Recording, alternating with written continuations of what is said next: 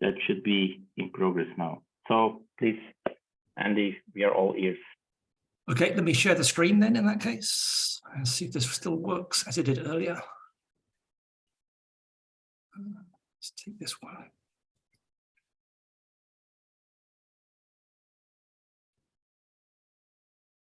And we're going to go to screen mode and display. We see your screen. Is that good? Yeah. No, now we see. Yeah, that's fine. That's perfect. Okay, then I can move these off to the side, perhaps a little bit. There we go. Okay.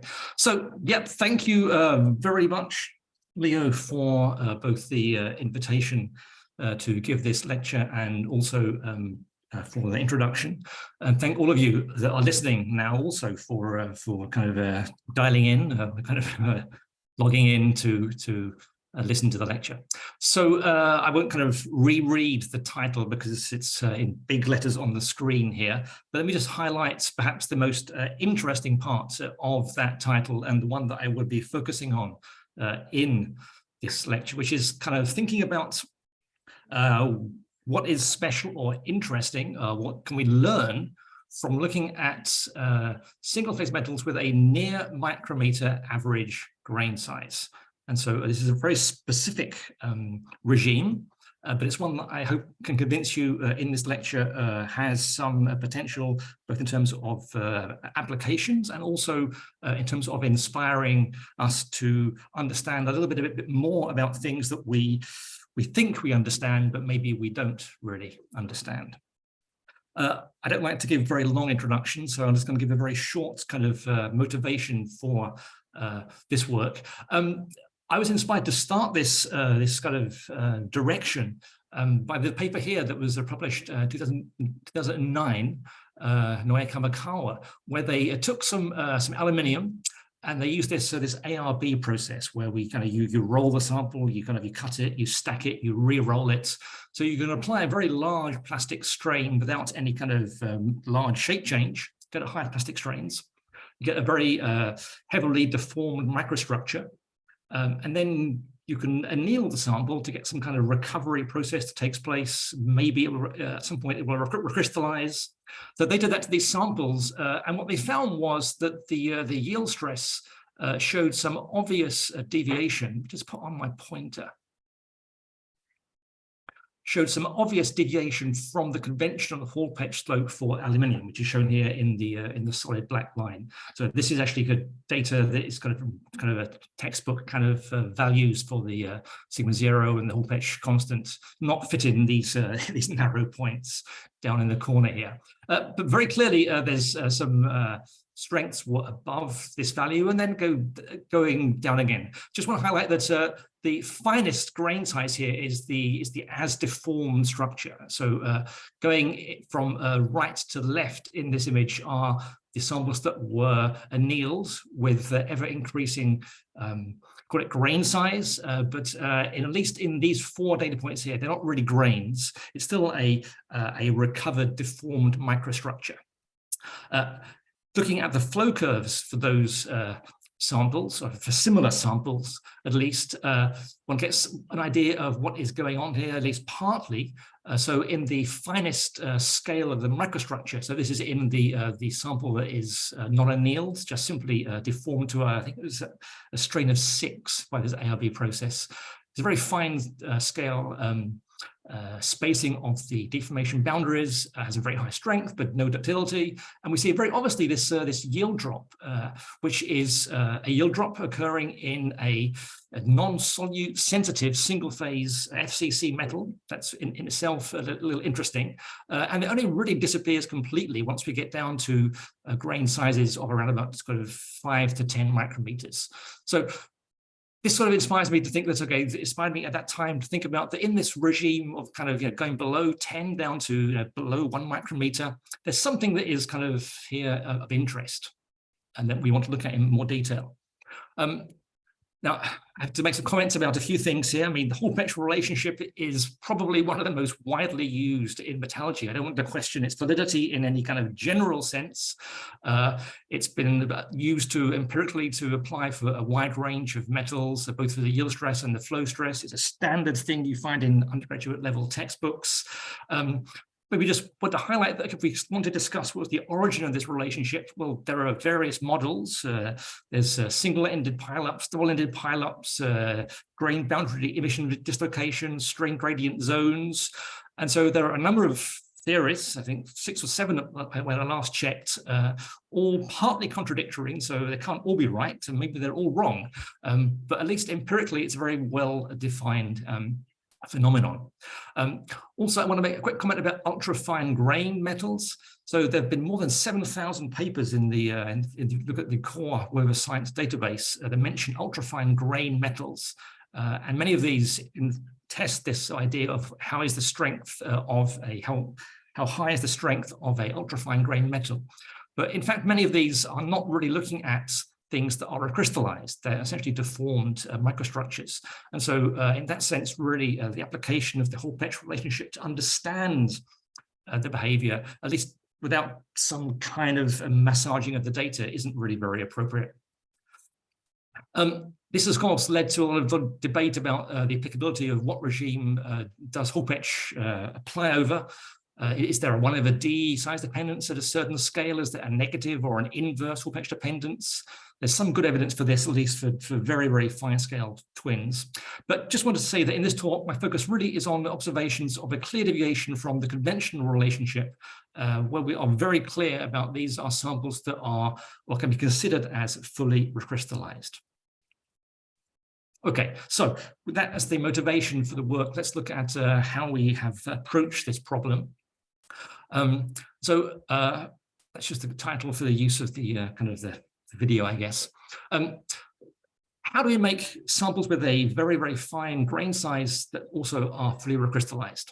Ideally, we want to control this over a range of sizes. Also to have a texture-free set of samples so that we can look at the deformation in a way that isn't kind of constrained to certain regions of orientation space. So say the conventional approach that's been used for many years to obtain fine grain microstructures is to deform to a high strain plastically and then anneal. But this is actually very hard to control, particularly to get below sort of 1 or 2 micrometer grain sizes, as in real grains, and not a kind of a recovered deformed microstructure. There are other methods. Using twins, of course, we can heavily refine a microstructure. And this can also be achieved via electrodeposition, but that's limited to certain systems and somewhat limited in the sample sizes that can be achieved.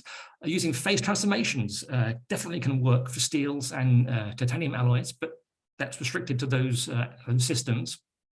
So we've looked at looking at powder approaches. Now, conventional powder sintering and compaction has been used for many years to make a very wide range of metal samples, but it's very hard still to achieve a very fine and controlled crystallized grain sizes with this approach. So instead, we adopted this so-called spark plasma sintering process. It's a method, if you're not aware of it, that was originally developed for forming of ceramics. But it also works a very versatile process for a range of metals and alloys. The process is pretty straightforward. You put your powder in a die. The die is exposed to a load, and also there is a pulsed DC voltage that results in dual heating due to the resistance. It's a bit of a kind of a black box process. Some people call it a field-assisted sintering because there's also a notion of whether there's an electric fields that may affect things in the process. But I mean, what we know in practice is that we can achieve full densification using pretty low applied loads with rather short heating durations. And both of these things are very conducive to giving us crystallized grain structures without much grain growth occurring during the sintering process. One limitation is the sample size. These systems typically operate on a disk basis of between 20 and 50 millimeters diameter. 50 is pushing the ability to get homogeneous structures. The sample depth can be 4 to 10, typically can be 20 millimeters, but that again is much harder to control in terms of getting a uniform structure throughout the entire disk. Okay, so we've looked at this for a few different materials. I'll just introduce a few of those now. For aluminium, what we found in aluminium was that because we're working with fine powders, we work with powders that are already oxidized. It's very dangerous, of course, to work with very fine non-oxidized aluminium powder, also known as fireworks. But also still the oxide is hydrated on these powders, and this results in a release of hydrogen at sort of temperatures above 400 degrees centigrade. As you may imagine, hydrogen in a process that has the word spark in its name is not really a very sensible thing to work with. And in fact, we found that our dye just exploded, basically. A pretty small explosion, but still not useful for making fully dense whole samples. But by adopting this stepwise heating with a two-phase loading system, we were able to get samples where we could control this release of hydrogen to be as minimal as possible. These samples, I want to convince you they are in fact fully recrystallized. So let's just zoom ahead here. This is an EBSD map of a sample prepared with an average grain size of 5 micrometers. So you see there are various levels of boundary shown here in this EBSD map. The fine white lines are now at 1 degree at the moment. If we push that down to 0.5 degrees, we'd mostly see noise in the data, but there's some evidence of some boundary type features that are here. And we kind of back to 0.8 degrees, this is a reasonably good level for mapping for this structure. And so we can see that, at least on this basis, the grains are mostly free of any kind of low angle boundaries, at least down to 0.8 degrees. So that's kind of a good sign. Texture on these samples is essentially random. I mean, it's what you do is that you have a powder, and then essentially you freeze in the powder orientation to give you a grain orientation. And so we have what is essentially a random texture material. These are two samples with different average grain sizes. There's a slight low angle peak in the larger grain size sample, very, very small low angle peak in the finer grain size sample. We've also made samples with 0.8 micrometers average grain size that I will show later in this presentation. In the TM, again, we can confirm that these are essentially recrystallized to a great extent. You do see there is a feature here that's worth highlighting. It is a layer of oxide that is still, or oxide particles, in fact, so you can't really see them individually here, but these are nanoscale oxide particles that are located along what used to be the powder particle surfaces. And these also are something that have a usefulness that I'll come back to later in the talk. So this is the finer scale powder and the very fine scale powder. So here it's more obvious. You can see these oxide particles that decorate essentially what was here each an individual particle before it became a grain in this fully dense sample. Okay, if you measure the dislocation density, and this is thanks to Ken Bohr, who I think was also online today, the values on average are definitely in the range that we expect for samples that are fully crystallized. To do that even more accurately, I'm going to jump ahead here. So this actually is data from X-ray synchrotron measurements. I will come back to this at the end of the talk, but just want to kind of show you this map now to illustrate that we can use this technique to look at a volume of material below the surface, where we are mapping here these regions of grains and plotting here the so-called the G&D density based upon the measured misorientations between each of these voxels. I'll come back to this later in the talk, but just want to highlight on this slide that the values essentially are very low. I mean, so these are samples that we can regard as being recrystallized. Copper, we've also looked at. One thing I didn't mention is that to get good samples, it helps to have a nice spheroidized powder. So we started here with a very fine scale copper spheroidized powder, particle size of 0.5 micrometers. Copper powder of this size is not quite as dangerous as powder aluminium of the same grain size, but still requires careful handling. And here there's no evidence of any oxides on the surface. The copper, we can just simply apply a standard pressure and temperature loading cycle, and we've sintered samples at different temperatures between 800 degrees and 1000 degrees. Below 800 degrees, we don't get full densification, but all these samples here are fully dense, and structures for those are shown here. So obviously you can see from the images again that they are random texture samples, and with a range of grain sizes from 0.5 microns up to about 3 micrometers. So we can control that grain size by the sintering temperature.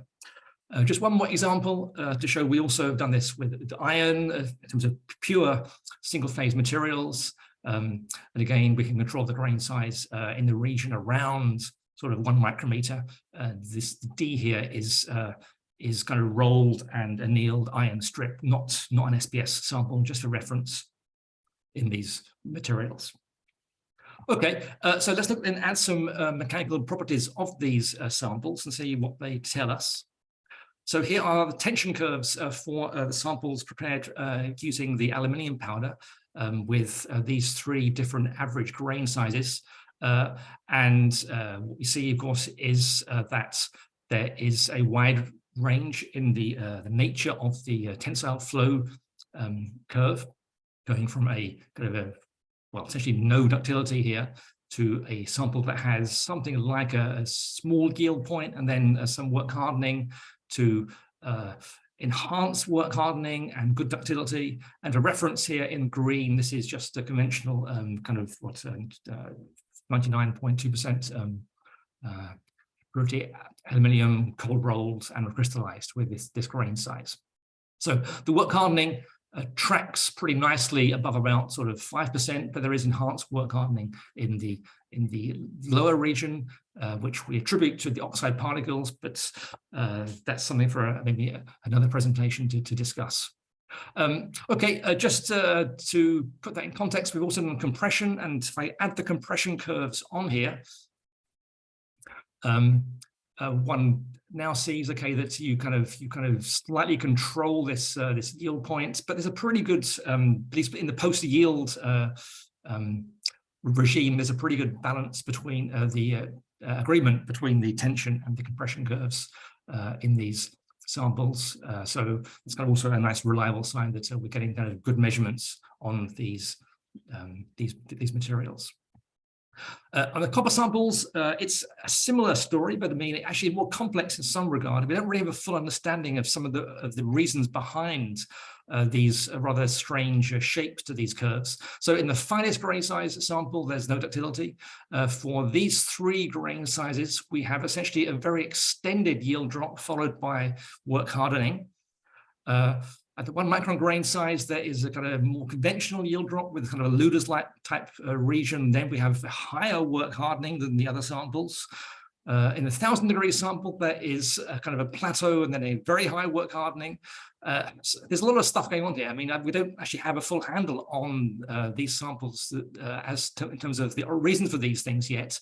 But I want just to highlight that these are very small changes in grain size. I mean, 0.5, 0.6, 0.67, 0.74. And we have this very, very large change in properties. So clearly in this regime, there's something that is, I think, of interest that we can dig into to try and understand more about the origin of strengthening in these types of material. Okay, just compression curves again. The curves for compression track reasonably well tension curves after this sort of the strange kind of yield drop or yielding regions. So again, just to reassure us that we have good measurements on these samples. Okay, so let's go back to this idea of the enhanced Hall-Petch strength that we discussed at the very start. This was the graph I showed you at the beginning, where the samples are from this deformed and annealed aluminium here. If we add on to that our SPS samples in the black dots, we very clearly see that, yes, we do now we are able to get enhanced strength above the conventional Hall-Petch slope to a much greater extent, and it goes higher than these samples here, which were the ones that are really deformed materials, but with a fine scale structure. So this kind of confirms that, yeah, this really is something in terms of the effect here. Is this, though, a question, is this a result of these oxides? That's always a question people ask me when they see these samples. And this was, in fact, our main motivation to look at the copper samples, because in the copper, there are no oxides. We can then rule out that as an origin of any kind of enhanced strengthening. Copper also has the advantage of being a material with a different slip length to aluminium. So again, this is also another way to approach looking at this problem. So in copper, that's shown just here. I just want to move this just a slide a bit more again. And again, yep, we do see enhanced strengthening. So the black line here is the conventional kind of Hall-Petch slope for copper. I think this is 339 copper, I think. And our dots here are for our SPS samples. They don't seem to go up quite as high above the curve as for aluminium, but if you could look at the scale here, it's still an increase of double the expected yield strength. In aluminium, it's almost 3 times. And so, I mean, these are very big differences in terms of the enhanced strengthening compared to what we would expect for a fully recrystallized material with a conventional process. This has been now observed in other systems, work from Japan, the group of we've been working together with Nobira Suji. This is a summary of data for IF steel, aluminium. These are the same data I showed you previously, nickel, cobalt, and stainless steel. So again, there's a regime below about kind of 1 or 2 micrometers in size where you have some strengthening, large amount of strengthening above that predicted from a Hall-Petch relationship for conventional kind of coarse grain material. So then these are not SPS made samples, and so these are made via a very carefully controlled heat deformation and annealing. Okay, so question now is that if we think that these materials have this high strength because of the fine grain size and have a lack of dislocations to initiate slip, we can test this, of course, by applying some compression to the samples to essentially to add in some dislocations. This is kind of akin to a skin pass rolling, which removes the yield point in conventional steel processing. So let's do that on the copper sample. So this are some not so great, but at least I think clear enough images of our as SPS copper samples, where we see that essentially they are dislocation free or very low dislocation density. These are sintered at 2 different temperatures here. If we take those samples, we give them a small compression of 4 or 5% compression, then we load in dislocations into the material. Very clearly, you can see that in images here. So this is a moderate density of dislocations. And so now we can take those same samples and we can look at their tensile flow curves.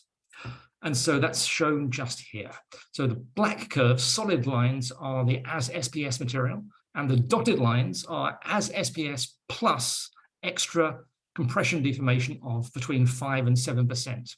If I just enlarge the region near the yield point here, there's a pretty big drop in strength, which is kind of surprising because you would put in more dislocations, but in fact the strength decreases by more than 100 MPa in some cases. The black goes from here down to here, still a yield drop. The red curve goes from here down to something like here will be a yield 0.2% offset yield stress. So I think this really does confirm that that the additional strength in these samples is related to the recrystallized nature of these grains. Of course, the idea here is that essentially we have a kind of a source hardening type idea, which has been discussed in recent years a lot for small size samples.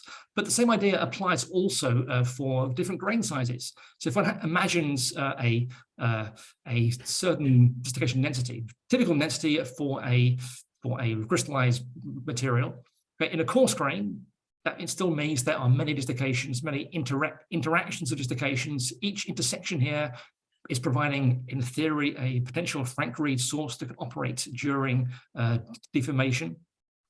For a grain of 1 micrometer, however, maybe it would only intersect 1 or no dislocations in that same region for this same density.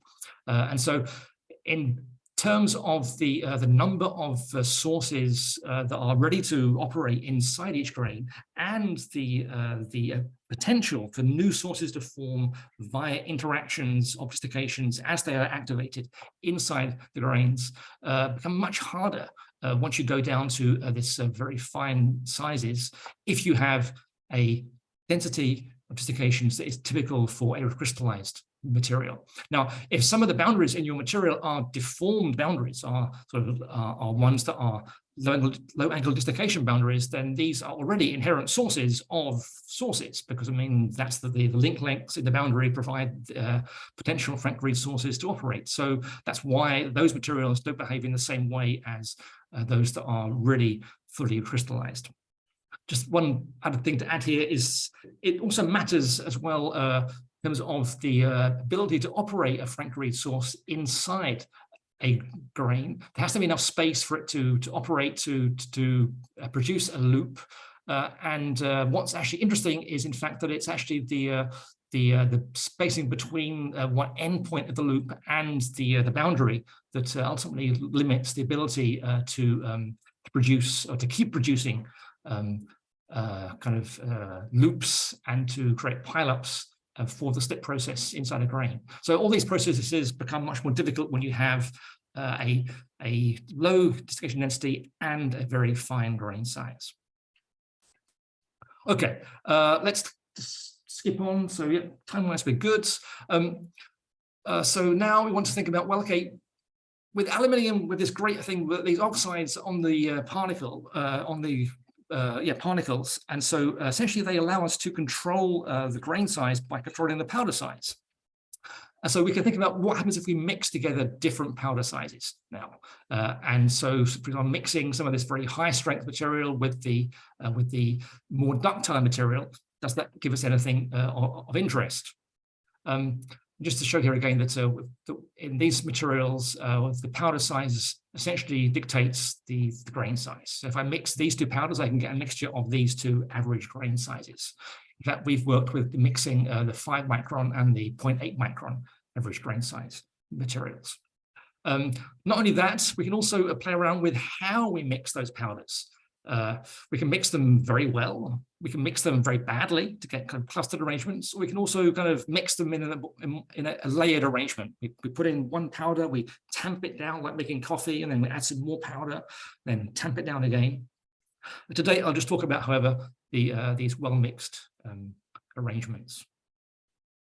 Okay, so here are the samples. This is the purely fine powder, and I'm going to add in terms of eighths, different amounts of the coarse powder. So 1/8 the coarse powder, or coarse being 5.2 micrometer average grain size, and 2/8, 3/8, 4/8, 5, 6, 7, and the fully coarse powder. So you can see that we can very nicely control the arrangement of these grains and their distribution in these two samples. And maybe easier to see this just taking out 5 of those, going from the fully 0.8 micron powder to the fully 5.2 micron, sorry, 0.8 grain size to the fully 5.2 micron average grain size materials. And it's pretty clear that what's going on here.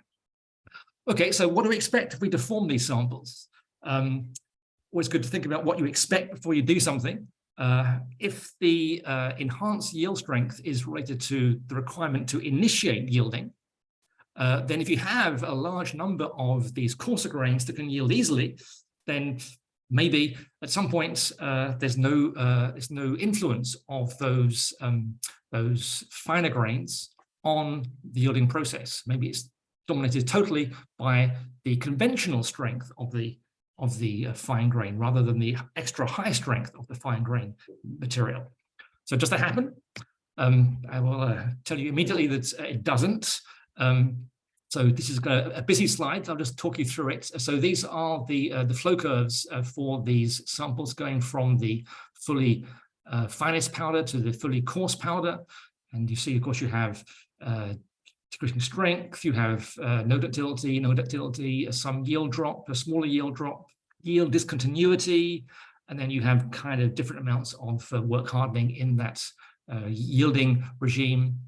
Also variations in ductility that are quite interesting that I won't discuss here, but a lot of stuff to look at. We've just simply made a kind of a rule of mixtures calculation, taking the fractions of our two powders and combining them in terms of the strength of the finest powder and the yield strength of the coarse powder.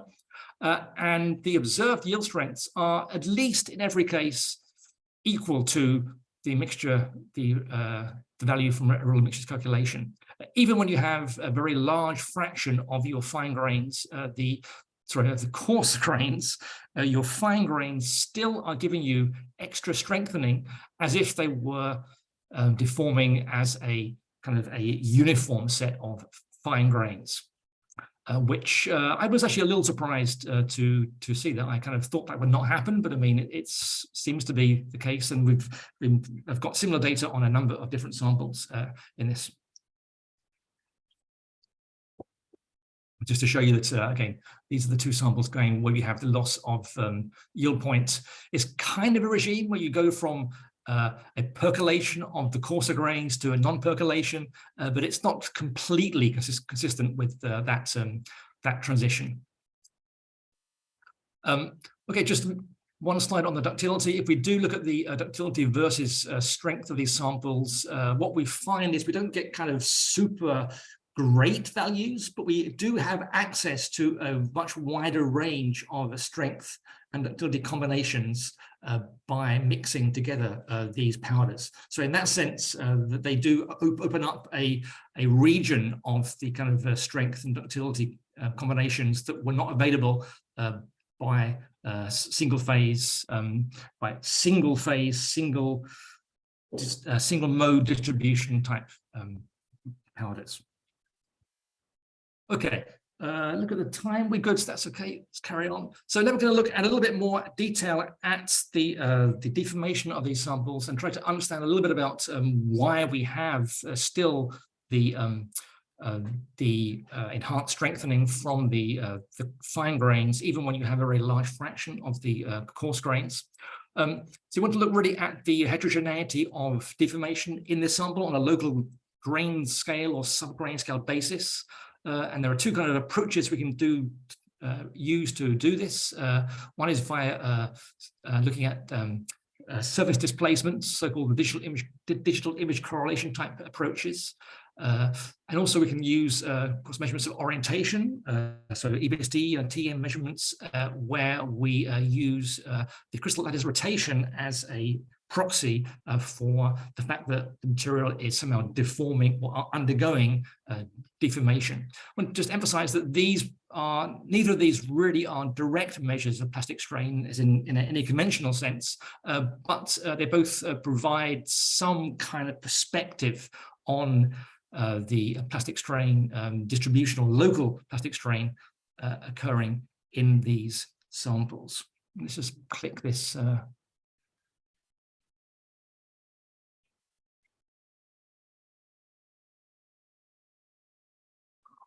This one off. Yeah, it doesn't work due to.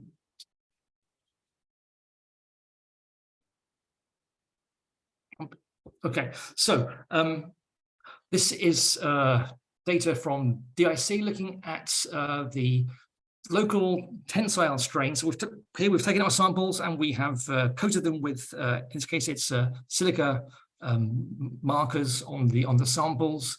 we're deforming in the SEM in situ, tracking the same region during a number of steps, actually measuring both EBSD and DIC on those in those regions. Here are the DIC data for 3 sets of samples.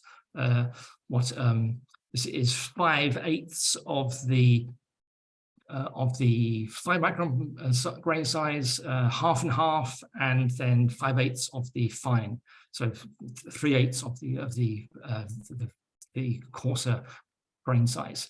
And pretty obviously what you see here, I mean, the maps here are showing the local tensile strain as recorded from the DSE values. So one sees that there very clearly is some kind of strain localization that is tending towards the coarser grains, the 5.2 micron average grain size set of features. In the half sample, it's maybe arguably more uniform. It's strongest, of course, in these samples here, but it goes mostly through these coarser grains. But even when you have a large fraction of the coarser grains, you still have this strain localization. But we do see already in these images is that in the fine grains, still they are being forced to deform, understandably, in this process, because we have to kind of have consistent deformation. And so this is partly helps us to understand why they are also controlling, or at least to influence the strength of the material. We kind of take this data set, we can define a measure R. This R parameter here sort of says what is the fraction of plastic strain that a grain is taking with regard to the average strain. And we've looked at different grain size classes. So from black is the finest grains, and the light blue cyan are the coarsest grains. A value of 1 here means that the grain is deforming essentially homogeneously. It's taking the average strain for the examined region, or the applied strain. And so, I mean, not surprisingly, perhaps, that in the you see that the finer grains always take less strain, and the coarser grains always take a little more strain. The differences are maybe more interesting in terms of the variation in the amount of strain, but some of this can be understood from the fact that you have these kind of very well-defined strain concentrations in these samples. And so this actually kind of somewhat skews looking at average values, which we're seeing here. But maybe the most important point here is that that the fine grains still are deforming reasonably extensively, being forced to deform in these samples, and increasingly with increasing deformation. We have also, of course, data for EBSD on these samples, and so we can also compare both. We can compare both in the same grains, the crystal rotation before and after deformation, with the local plastic strain measured from DIC, and this also shows that our fine grains. So here we have the top. Here are the DIC. This is for the 5/8 of the coarser powder and 3/8 of the fine powder. And the lower one is the EBSD data showing the rotation between the initial orientation of the average grain and the orientation after strains of 4 and 12.6%. And what we see here is that the larger grains generally have more strain, and they have a larger rotation, but I mean, also there's a pretty wide variation, and some of the fine grains undergo either large strains or undergo relatively large rotations, particularly when they are part of a kind of a mesoscale network where deformation is being concentrated in that region, and so therefore they are forced to deform in a way that is consistent with the other samples, with the other grains. Sorry. And this just kind of quantifies that information here. So I'm not going to just leave that slide, I think. Okay. So from those experiments, I mean, we can understand that some of the differences in terms of the strength are related to this mesoscale patterning and the fact that we have localizations that pass through the grain structure that force the fine grains to deform. But the kind of complication here is that really we set out in this study to look at the enhanced yield strength of our samples, and we can't really do that with either the EBSD or the DIC approach, because neither of those two techniques have either the strain resolution or the angular resolution to give us much information about what's happening really at the yield point in the kind of elastic plastic transition region during loading. And so to approach that problem instead, one of the things we looked at is to use X-ray synchrotron radiation measurements to help, at least with the angular resolution aspect of that problem, and look at the real yielding process inside these materials. So to learn more about plastic yielding, it's an idea, of course, that we all kind of take for granted in some sense, because it's kind of a textbook kind of idea. But really to get a picture of what's really happening in terms of the yielding process, we want to have information about the changes in the structure in the region where we go from elastic to plastic deformation, essentially. And so ideally, this requires data that is spatially resolved, because we have a percolation problem. We need to get strain occurring uniformly through a set of grains. We should really do this in 3D. It should be bulk rather than at the surface. We need to have at least a resolution that is kind of on the micrometer or sub-micrometer level to allow us to be able to see variations inside our grains. And we need to have a very high angular resolution to pick up small changes in the microstructure. And to do all this under in situ loading. And so it turns out that there are very limited possibilities to achieve this. One of those is using X-ray microdiffraction with a high brightness synchrotron radiation, which is what we've done in these experiments. So this has been work carried out at the Advanced Photon Source at Argonne National Laboratory near Chicago. Their technique of X-ray diffraction microscopy has a resolution standard of about 1 micron. It can be pushed down to 0.3 micrometers. This is really challenging, though. We've only did this once. It was a lot of work. The price to pay for being able to map at this very, very fine scale in the interior of a sample is slow mapping. And so even a moderately small size volume at 1 micron step size in each direction is still 8 hours of time. And if you want to do kind of a repeated loading experiment, this means that you have to sort of have 2 or 3 days just for one sample for this very small volume. This volume would be really too small to learn much about in terms of how deformation takes place, how yielding takes place in a grain structure in most materials. But for our SPS material with a 5 micron average grain size, there's still a lot of grains inside this volume.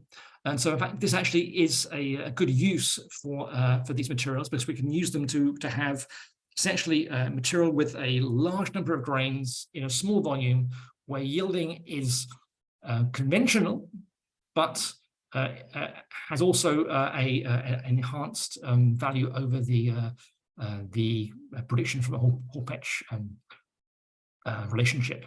It's a challenging experiment. There are many aspects that I won't go into right now, but in terms of alignment or getting the right strain or staying awake. But the results, those of you who are not familiar with the technique, is that we end up with basically a 3D voxel data set, where essentially it's like a 3D EBSD data set, but it's collected in a non-destructive manner. I'll give you just a quick overview of how it works. The X-ray setup here is such that we have the beam. It's kind of we use mostly a polychromatic white beam. It's focused to a pencil beam down to about let's say 1 micrometer by 1 micrometer size. That's focused onto a sample. In the sample, you get diffraction. You see spots on a detector. So now we have a situation where we have essentially a beam going into a sample. Our beam is focused down to, say, 1 by 1 micrometer. And we have a detector where we get diffraction from all the volume along that pencil beam. How do you identify where along that pencil beam our spots come from to get this 3D information.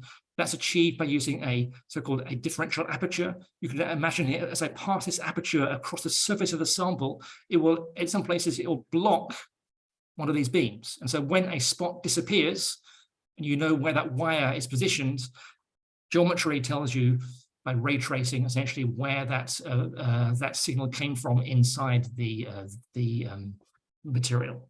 I can ask some questions about this more after the talk if you are interested, or know that Yubin is also online, so he can probably answer them better than I can anyway. Okay, so this is our experiment. We have a sample of our 5 micron approximately grain size SPS aluminium. It's just here in this this picture here, and we load it to these strain levels, and we make a map of a volume at each strain. That's the sample in our kind of simple loading device. And at each strain, we have a mapped volume of something like 5 microns height, 50 across, and 150 depth. So it's around sort of 300 grains inside our mapped volume. And there it is, just for you to get kind of the perspective that's sort of shown here. These volumes are a volume extending below the surface.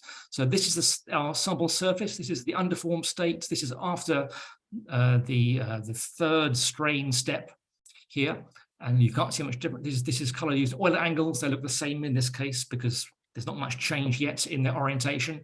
But so just clear to say that these are measurements of grain, of orientations in the bulk volume of this material below the surface.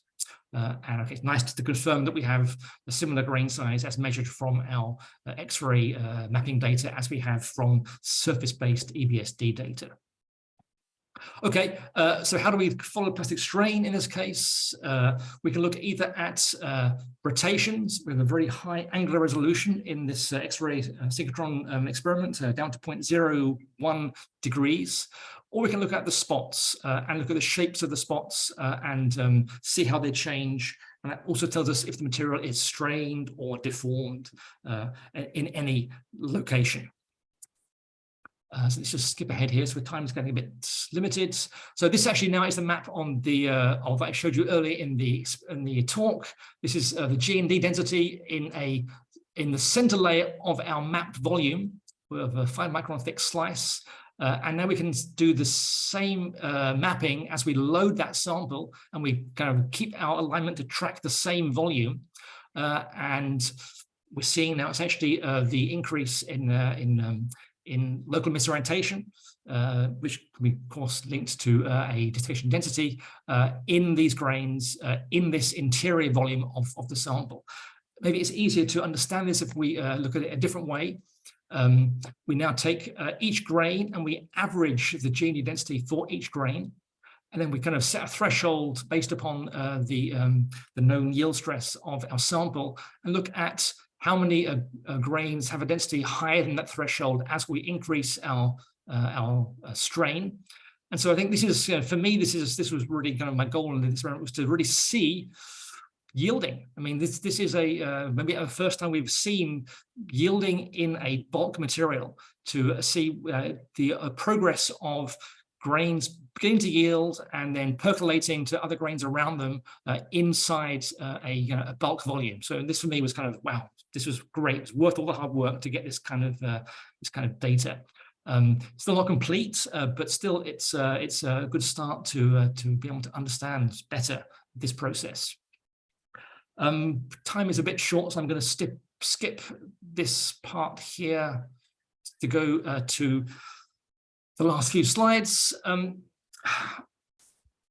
This has allowed us to see essentially the onset of small rotations inside grains and their percolation in a grain structure in the bulk. But of course, really to understand this process of yielding and how it spreads through a volume, we need also to know how the local stresses are redistributed and transferred between the grains. And the good thing is that X-ray data can provide also information on elastic strains if the values are large enough. Unfortunately for aluminium, with its kind of relatively kind of low modulus and rather low yield stress, even for this kind of fine grain size material, it's really at the limit really of what we can do to measure elastic strains. But we can, in fact, do better with other materials. But I want to just emphasize that, that for such mapping using white beam, we only really have the deviatorics part of the strain tensor. We can get the full strain tensor, but this requires a much slower process and impractical for doing full mapping. But still, this is, it's useful in terms of getting information in terms of what's in the sample. So just a few quick slides here. We tried to do an experiment on iron. This is our iron SPS sample with a 2.6 micrometer average grain size as a yield stress of around 600 or 500 MPa. And here we can reliably get information about the elastic strains given the different values in this material. So we have an experiment here we did where we took our sample unloaded and we loaded it to halfway to the yield point. This was limited by our holder, in fact, in terms of the applied stress. And we made a map here, which at 0.8 micron step size in all 3 dimensions in the volume from the surface now on the right side to the interior on the left side of the image here. And just to show you that we have data now where we can, from these measurements, we can extract for each voxel, we can also extract the deviatoric strain tensor and take out the tensile component. That's the shown here for the unloaded sample and the loaded sample. So this is loaded to a region where we do not expect to have any yielding in the sample, but the pattern of variation in terms of the high elastic strains is quite reasonable, as are the values and the gradients that we observe inside these grains. And so this was a kind of encouraging experiment to suggest that we can in future combine both the measurements of elastic strain with those of local rotations to really get a more complete picture about this yielding percolation process. This was a proof of principle experiment in 2019. We planned to do more in 2020, but of course other things happened in the world that did not allow that. APS has been shut down from this April for a major beam upgrade. So that's another year not being able to use it. But when it comes back online, it should be possible to make these measurements with down to, let's say, 0.1 micrometer spatial resolution. So, I mean, there's really a great hope, I think, that to take these ideas and to use them in the future to really kind of to get a much better handle on this idea of what happens during yielding at the mesoscale in terms of the percolation process. So this really is work to be continued. Okay, we are 50 minutes here, so I will just share the summary of the values, just jump straight to some acknowledgements to thank all the students who've worked with me on these materials, Guomin, Kainan, Chenglu, Wenqiang, Ranqing, Chuchu, making these samples and doing very hard work to get this data. My collaborators at the Central University of Denmark, Yubin Zhang, Dora Jensen, who's both of those two are online, Niels Hansen, who sadly passed away a couple of years ago now, but was a very key inspirer of this work. Wu Shilei and Yuan Fuping, who have a very good system for measuring tensile measurements on small size samples, and support, of course, this work from the NSFC here in China. Greatly appreciated. So I will show you my best wishes for the Chinese New Year to all of you. I look forward to seeing many of you in the new year. And with that, I will kind of just go back to my summary and close the talk, and close my part of the talk and take your questions. Thank you.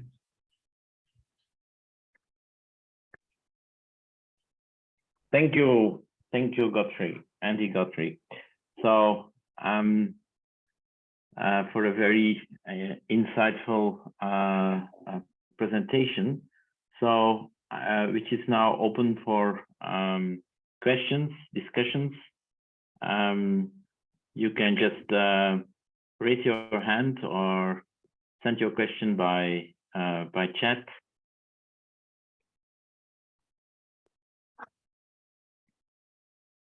Leo, normally we stop the recording with the questions, so.